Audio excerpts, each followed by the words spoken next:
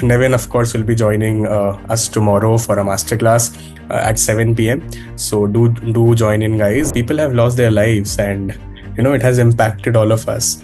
And we were in a dilemma, of course, to continue with academic sessions and teaching at this moment or not. But if you bring in the Venn diagram, and perhaps on a bigger circle, you bring in public service, and inside since you were beginning and you can score 133 in your first attempt, I think a lot of beginners can. You must have heard about the incident that has happened, the unfortunate incident. Yeah, I did. I heard. And yeah, it's tragic. It's tragic for all of us to hear that. I mean, it wasn't anticipated. Nobody anticipated that something like this can happen in Delhi, right? In hindsight, we can, of course, put a lot of blame here and there, but people have lost their lives, and it has impacted all of us. And we were in a dilemma, of course, to continue with academic sessions and teaching at this moment or not.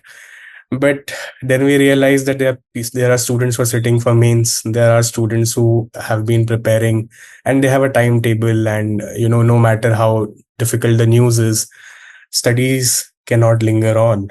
We have to put academic thing back on track. And hence, after this tragic incident, we start with you the first academic session. Yeah, we do on ethics, because studies should go on, teaching should go on. We should be committed to teaching. The issues they have raised are legit, though. The protest that is happening, the issues that they are raising are legit, without a doubt. Old Rajendra Nagar as a place needs serious reforms. And we all are fighting for such issues on our levels, right? We all have certain levels to fight with these issues. So at every level, whatever best we can do as a coaching institute, we are also fighting, and we are raising these reforms through petitions. So having said that, we have to carry on with the academic thing. It is what makes UPSC aspirants teaching academic sessions, right? So having said that, we have Nevin with us. Nevin secured All India rank 225. He just now is allocated IPS within just few hours back. He has been allocated IPS. So Nevin, congratulations for that. And you scored tremendously good in ethics. Yes, sir. It's 133, right? 133 is yes. Very, very good marks. So Nevin, naturally, the question will be, how did you manage to score such good marks and 133 in your first attempt? So you were a beginner only a year or a few years back, and you scored 133. So since you were beginning and you can score 133 in your first attempt, I think a lot of beginners can. So what worked for you? What is your take on this subject, please? Well, to be very precise with this question, I would say the whole doubts regarding ethics is that it's always a vague paper. People might not know what to write. Just like perhaps if we take about any other GS paper, it is very less vague because you know what to write. For example, if it's for a GS2 paper, if you've got polity questions, bringing in articles or bringing in case laws can give you a tangible point where a mark can be awarded.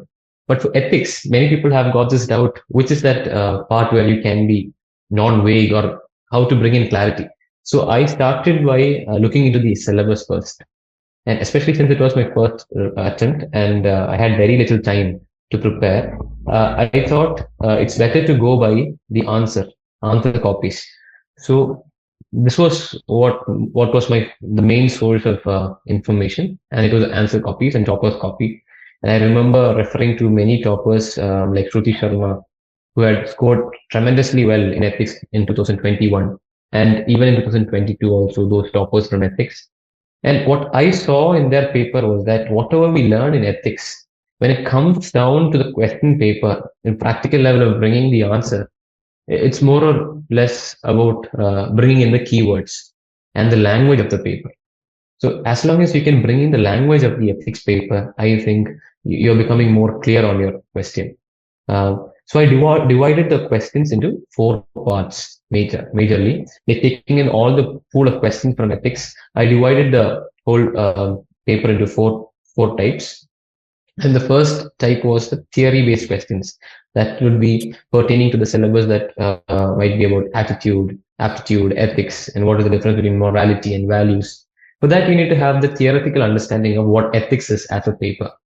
And the second type of questions is related to the administration type questions. What is work culture, or something related to corporate governance, or what is expected of a public servant, or how do you face ethical dilemma, all that type of questions. And the third part is quotation based questions. And the fourth part is case studies. I think I devised perfect plans for, I mean, I would say perfect because right now, once the results come, I think it worked for me. So I think like separately preparing for each type of questions was what did the trick. Okay. So when you say keywords, do you mean terminologies?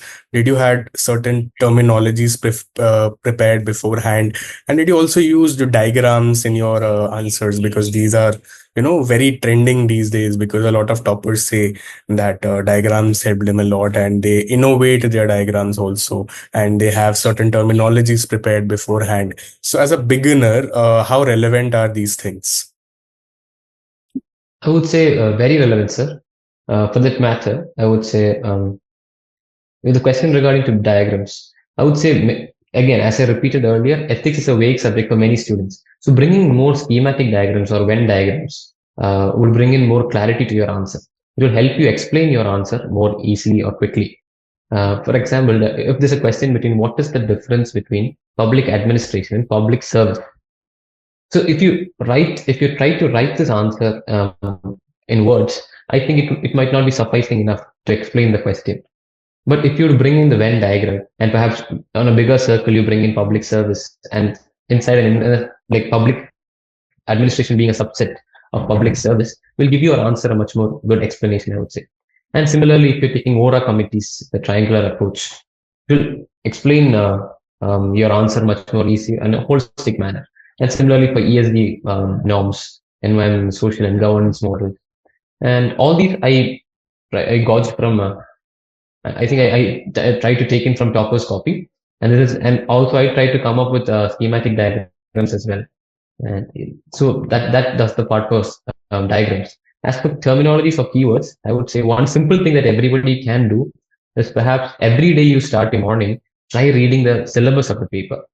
And I would say this might seem very simple and easy at the first, but if you read your syllabus every day, I mean the syllabus, you would know which all keywords are expected from you, because the whole syllabus of the GS-4 itself has got many keywords. So when at times you find difficulty or face difficulty in finding the right terms, just looking back at the syllabus and trying to recollect the terms would help you. For example, emotional intelligence, cognitive dissonance, the crisis of conscience, and these type of keywords you get it from the syllabus. That's the first source.